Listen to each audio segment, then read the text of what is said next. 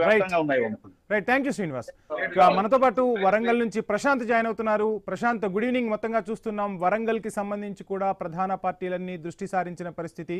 So వరంగల్లో తన ప్రాభవాన్ని కాపాడుకోవాలని గులాబీ పార్టీ చూస్తుంటే, సో ఖచ్చితంగా అక్కడ బంపర్ మెజార్టీ సాధించి తమకు తిరుగులేదని నిరూపించుకోవాలని కాంగ్రెస్ ఉవ్విళ్లూరుతున్న పరిస్థితి.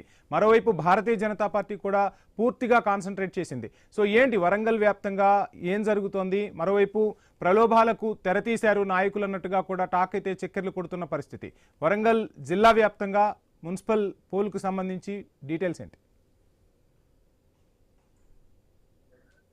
ఎస్ వంశీ, ఉమ్మడి వరంగల్ జిల్లాలో 12 మున్సిపాలిటీలకు సంబంధించినటువంటి పోలింగ్ ప్రక్రియ కోసం అయితే ఇప్పటికే పోలింగ్ సిబ్బందికి పోలింగ్ సామాగ్రిని అందించి వాళ్ళందరికీ కూడా ప్రత్యేక వాహనాలలో ఎస్కాట్ ఇచ్చేసి ఇప్పటికే పోలింగ్ కేంద్రాలకు పోలింగ్ సిబ్బంది సామాగ్రితో సహా చేరుకుంది. ఈ రోజు రాత్రి అక్కడే బస చేసి రేపు ఉదయం 6 గంటలకు మాక్ పోలింగ్ నిర్వహించి 6:30 గంటలకు అటు అభ్యర్థుల యొక్క ఏజెంట్ల సమక్షంలో బ్యాలెట్ బాక్స్లను సీజ్ చేసి 7 గంటలకు పోలింగ్ ప్రక్రియను ప్రారంభించనున్నారు. ఇప్పటికే నిన్న సాయంత్రం 5 గంటలకు మైకులు బంద్ అయినప్పటికీ కూడా అటు ఓటర్లను ప్రసన్నం చేసుకునే పనులను అయితే అభ్యర్థులు చాలా వ్యయ ప్రయాసల కూర్చి అయితే అటు ప్రసన్నం చేసుకునే పనిలో ఉన్నారు. కొందరు డబ్బులు వెచ్చించి చేస్తుంటే మరి కొందరు వినూత్నంగా అటు వస్తు రూపేణా ఇటు చీరలు కావచ్చు, అటు ఇళ్లలో LED బల్బులు కావచ్చు, అటు కుక్కర్లు కావచ్చు, మిక్సర్లు కావచ్చు, ఇలా వినూత్నంగా కూడా అటు నిత్యావసర సరుకులతో పాటు నిత్యావసర పని మొట్టను కూడా అటు ఓటర్లకు పంపిణీ చేసి ప్రసన్నం చేసుకునే పనిలోనైతే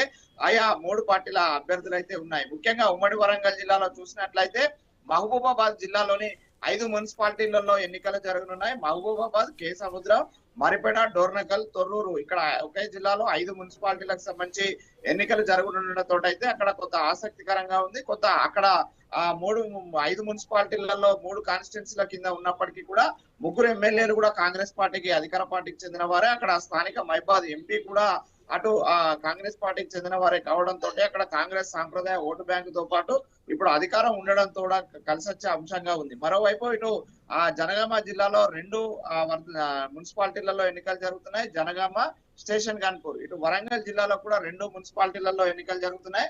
ఒకటి వర్ధనపేట, రెండోది నర్సంపేట.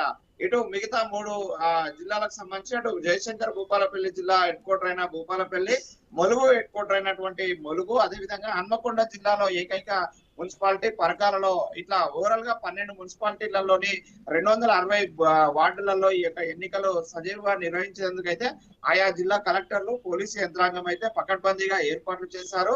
ఎలాంటి ఓటర్లను ప్రలోభాలకు గురి చేసినా కూడా కంప్లైంట్ ఇస్తే కేసులు నమోదు చేస్తామని పోలీసులు చెప్తున్నారు. మరోవైపు అయితే ఓటర్లను ప్రసన్నం చేసుకోవడానికి ముఖ్యంగా త్రిముఖ పోరు నెలకొన్న పరిస్థితి అయితే ఉంది. ముఖ్యంగా ఉమ్మడి వరంగల్ జిల్లాలో అధికార కాంగ్రెస్ పార్టీ 12కి 12 క్లీన్ స్వీప్ చేయాలనే లక్ష్యం పెట్టుకుని ముందుకు వెళ్తుంది. అయితే ఖచ్చితంగా గత 10 ఏళ్ల అభివృద్ధితో పాటు ప్రధాన ప్రతిపక్షంగా ఉంటే ఆ అభివృద్ధి జరుగుతుందంటూ కూడా బీఆర్ఎస్ నినాదంతో ముందుకు వెళ్తుంది. అయితే ఆ 2 పార్టీలకు అధికారం ఇచ్చారు, మాకు ఒకసారి అవకాశం ఇవ్వండి, కేంద్రం నిధులు తెచ్చి చూపిస్తామంటూ కూడా ఈసారి బీజేపీ బాగా వేయాలని చెప్పేసి అయితే అన్నిట్లలో ఖాతా తెరవాలని ఈ రోజు అన్ని వాటిలలో పోటీ చేయడమే కాకుండా అటు జాతీయ అగ్రనేతలతో పాటు ప్రచారం నిర్వహించి బీజేపీ కూడా తమ యొక్క ఉనికిని చాటుకునే ప్రయత్నం అయితే ఉమ్మడి వరంగల్ జిల్లాలో చేస్తుంది.